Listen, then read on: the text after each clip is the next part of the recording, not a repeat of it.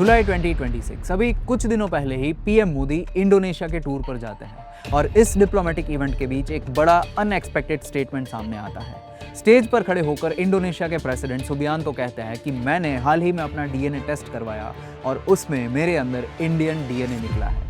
और DNA Indian हो भी क्यों ना, जनरेशन से इंडियन कल्चर और हिस्ट्री का इंडोनेशिया पर इतना गहरा असर रहा है कि कल्चरली दोनों एक ही मैरीटाइम फैमिली के पार्ट लगते हैं। लेकिन इन सारी डीएनए और कल्चर वाली हेडलाइंस के पीछे एक ऐसी न्यूज़ थी जिसे उतना वेटेज नहीं दिया गया, और वो थी इंडिया का इंडोनेशिया के सबांग पोर्ट पर डील फाइनल करना। ये इतनी बड़ी न्यूज़ क्यों है?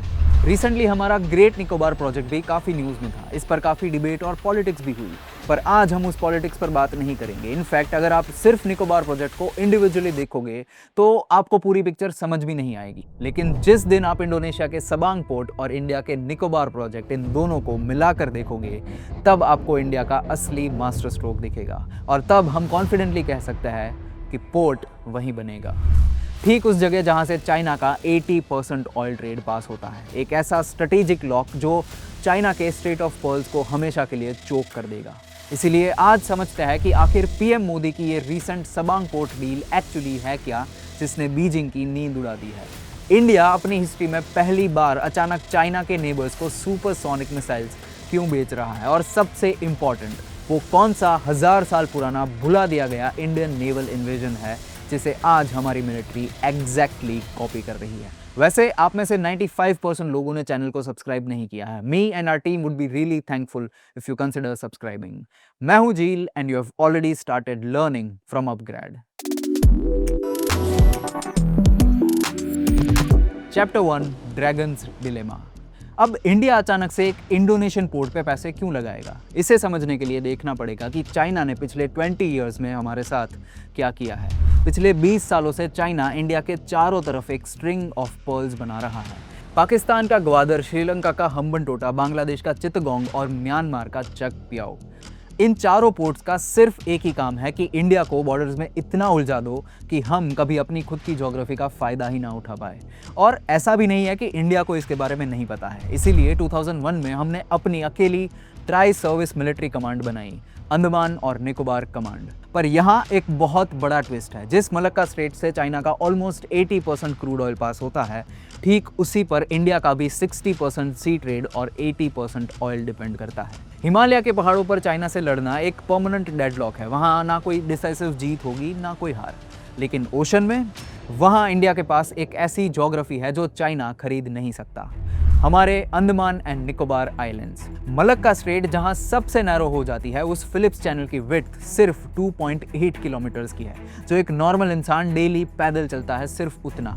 और इनफैक्ट दुनिया का ऑलमोस्ट 40% ट्रेड इसी 2.8 किलोमीटर्स के रास्ते से होकर गुजरता है। बट अगर हमें ये ज्योग्राफी समझ आ रही है तो चाइना को भी आ रही है। बीजिंग अच्छी तरह से जानता है कि उनकी सबसे बड़ी कमजोरी अंडमान के ठीक सामने है, और यही वजह है कि पिछले कुछ सालों से Chinese submarines aggressively Indian ocean में घुस रही है। अंडमान सिर्फ हमारा एडवांटेज ही नहीं था, हमारा सबसे वल्नरेबल टारगेट भी बन चुका था, जिसे हम सालों से इग्नोर करके बैठे थे। लेकिन जब थ्रेट बिल्कुल दरवाजे पर आ गया, तब इंडिया को एक डेस्परेट प्लान ग्राउंड पर उतारना ही पड़ा। Chapter 2, controlling the gates. सिर्फ सी के बीच में एक आइलैंड होने से आप सुपर पावर नहीं बन जाते। किसी भी चीज़ के होने से वो पावरफुल नहीं हो जाती, उसे वैसे यूज़ भी करना पड़ता है। इसीलिए उस आइलैंड को इंडिया अब वेपनाइज भी कर रहा है। सबसे पहले ग्रेट निकोबार को देखिए। गैलेथिया बे में इंडिया 81,000 करोड़ का एक मेगा पोर्ट और मिलिट्री बेस बिल्ड कर रहा है। ये एकदम स्ट्रेट ऑफ मलक्का के फेस पर इंडिया की अपनी ही जमीन पर बन रहा है। एंड ये कोई नॉर्मल पोर्ट नहीं है, इसकी नेचुरल डेप्थ 20 मीटर से भी ज्यादा की है।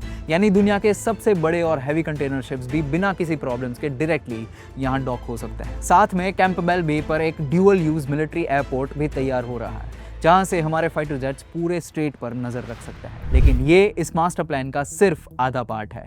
रिसेंटली जुलाई 2026 में जो सबांग पोर्ट डील साइन हुई है, उसने बीजिंग की नींद उड़ा दी है। सुमात्रा के नॉर्दर्न टिप पर बसा ये पोर्ट हमारे ग्रेट निकोबार से सिर्फ 160 किलोमीटर दूर है, और इसकी नेचुरल डेप्थ 40 मीटर्स की है। मतलब यहाँ मेगा शिप्स छोड़िए, न्यूक्लियर पावर्ड सबमरीन्स तक बिना किसी आवाज के ओशंस के अंदर घुस सकती है। इस मिलिट्री स्ट्रेटेजी में असली गेट कंट्रोलिंग मूव छुपा था। एक ऐसा डेथ ट्रैप जो एनिमी को हर तरफ से सराउंड कर लेता है।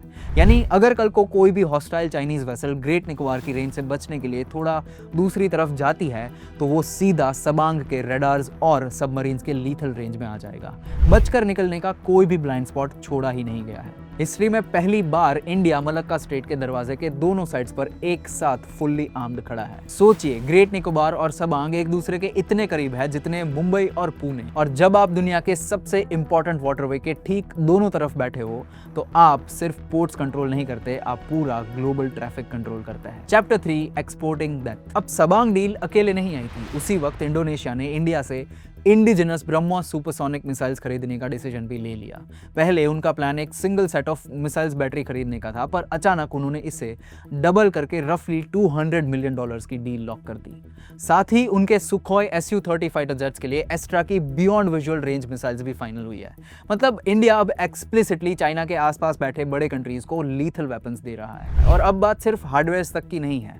इंडोनेशिया अब गुड़गांव में बैठे इंडिया के information fusion centre for Indian ocean region में अपने लायजन ऑफिसर्स भी भेजेगा। चाबाहर, दुक्कम, चेंगी और अब सबांग। इंडिया लगातार एक नेकलेस ऑफ डायमंड्स बना रहा है। ये पूरे इंडियन ओशन पर एक इंटीग्रेटेड रडार और आर्म्ड एलाइज का ट्रैप है, ताकि जैसे ही कोई चाइनीज सबमरीन पानी में घुसे उसकी लाइव ट्रैकिंग हो सके। फिलीपींस को ब्रह्मोस देना और अब इंडोनेशिया को आर्म करना। पिछले 70 ईयर्स तक इंडिया ने सिर्फ अपने बॉर्डर्स को डिफेंड करने के लिए वेपन्स खरीदे थे, पर आज इंडिया चाइना के मैरीटाइम नेबर्स को सुपरसोनिक मिसाइल्स बेच रहा है ताकि वॉर्स कभी हमारे बॉर्डर्स तक पहुंचे ही नहीं। इनफैक्ट ये अग्रेसिव स्टांस देखकर वेस्टर्न डिफेंस एनालिस्ट्स हैरान है कि इंडिया अचानक इतना ऑफेंसिव कैसे हो गया है। उन्हें लगता है कि ये नया इंडिया है, पर सच तो ये है कि इंडिया कोई नई चाल नहीं चल रहा। हम बस अपनी मेमोरी वापस ला रहे हैं, एक ऐसी मेमोरी जिसे हमने 1000 साल पहले बरी कर दिया था। Chapter 4, echo of 1000 years. ये असल में वो ओरिजिनल प्लेबुक है जिसे आज की administration literally word by word copy कर रही है। साल था 1025 AD। साउथ इंडिया में राजेंद्र चोला द फर्स्ट का रूल था। उस वक्त पूरे स्टेट पर श्री विजय एम्पायर, जो आज का इंडोनेशिया है, उनका कंट्रोल था और वो इंडियन ट्रेडर्स से हॉरिबल टैक्स वसूलते थे। तो चोला फ्लीट ने श्री विजय को सराउंड करने का एक ब्रूटल मास्टर प्लान बनाया। उन्होंने एक डिकॉय नेवल स्क्वाड को नॉर्थ की तरफ भेजा ताकि एनिमीज का ध्यान भटके और असली मेगा फ्लीट को साउथ से घुमाकर सीधा उनकी कैपिटल पलम्बंग पर सरप्राइज अटैक कर दिया और वहां के राजा को वहीं पकड़ लिया। ये साउथ एशिया से लॉन्च हुआ आज तक का सबसे बड़ा लॉन्ग डिस्टेंस नेवल अटैक था। और अब इसका सबसे माइंड ब्लोइंग कनेक्शन सुनिए। अगर आज आप तंजौर टेम्पल जाएंगे तो वहाँ के इंस्क्रिप्शन में इस एग्जैक्ट रेड के बारे में लिखा है, जिसमें निकोबार आइलैंड्स का भी नाम आता है। वही निकोबार आइलैंड जहाँ आज हम 81,000 करोड़ का मेगा पोर्ट बना रहे हैं। तो जो डिकॉय फ्लीट और स्ट्रेटेजिक चोक होल्ड्स आज मॉडर्न नेवीज यूज करती है, वो ब्लूप्रिंट इंडिया ने 1000 साल पहले ही लिख दिया था। आज वेपन जरूर बदले हैं, पर ज्योग्राफी और पावर का ये खेल आज भी चल रहा है। Chapter 5, brutal reality check. तो क्या अब हमने चाइना पर चेकमेट डिक्लेयर कर दिया है? वेल, एक बड़ा रियलिटी चेक ये है कि सबांग को हिस्ट्री में 3 बार फ्री पोर्ट डिक्लेयर किया गया था, यानी 3 बार इस पोर्ट के लिए किसी कंट्री ने बिल्ड करने के लिए इनिशिएट किया था। 1896 में डच ने, 1963 में खुद इंडोनेशिया ने और 2000 में तीसरी बार।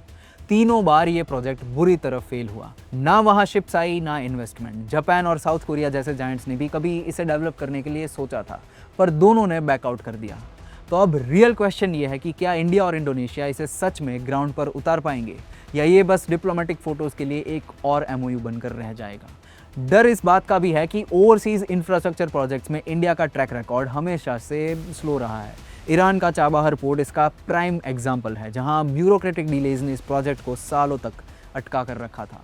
ऊपर से इंडोनेशिया ओपनली दोनों तरफ खेल रहा है। वो आज भी जकार्ता बैंडुंग हाई स्पीड रेल जैसे मेगा प्रोजेक्ट्स के लिए चाइना से भी मेगा फंड्स ले रहा है। On top of it, Jakarta ने पब्लिकली कभी सबांग को एंटी चाइना मूव नहीं बोला है।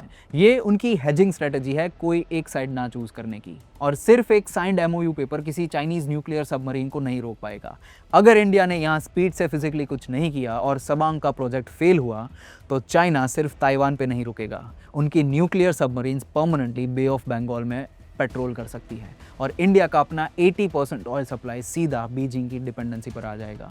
और जियोपॉलिटिक्स हो या आपका अपना करियर, रूल एक ही काम करता है। जो वक्त के साथ खुद को अपस्किल नहीं करता, उसकी डिपेंडेंसी दूसरों पर बढ़ जाती है। जैसे इंडिया को ग्लोबल डोमिनेंस के लिए अपने इंफ्रास्ट्रक्चर को फ्यूचर रेडी बनाना पड़ रहा है, ठीक वैसे ही एआई और ऑटोमेशन के इस नई इकोनॉमी में आपको भी अपने स्किल्स को एआई, एमएल और टेक मैनेजमेंट से फ्यूचर रेडी बनाना पड़ेगा, जिसके लिए अपग्रेड उस मिशन में आपके साथ जुड़ा है। Check the link in description. What are your thoughts on all of this? क्या सबांग पोर्ट एक डिफीटिंग आंसर हो सकता है फॉर चाइना? बताइए कमेंट्स में। मैं हूं झील, और अगर आपको ये वीडियो पसंद आया है तो इसको लाइक कीजिए, और ऐसे ही और डीप डाइव्स के लिए subscribe to upGrad. Till then, stay curious.